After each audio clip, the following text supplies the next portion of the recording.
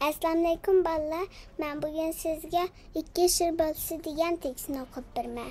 İkki şir balası. Şir anning ikki balası bar ekan. Ularning biri her kuni do'mbalash, ilish va yugurish qatorliqdagi mahoratlarni japaliq mashq qildi ekan. Yana biri bo'lsa izlangulik bilan kun bo'yi oftobda qoqlanib yotadi ekan.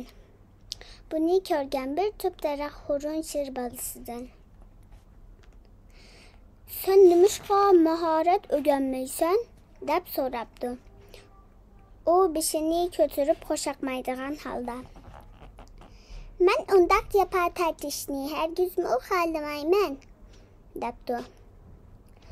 "Undaqda keyin qandoq yashaysan?" deb so'rabdi daraxt.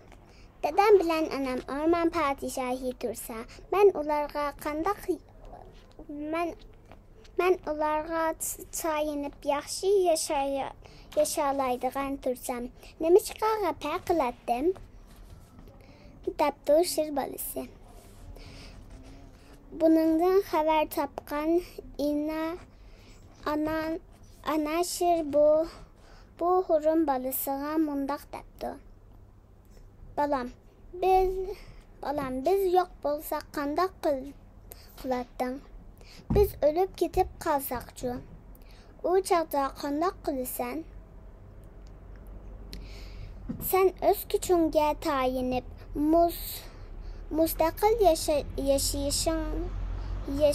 yashashingni kichigingdan boshlab o'rganishing kerak. Haqiqiy shir bo'lish uchun hozirdan boshlashing kerak. Xo'sh."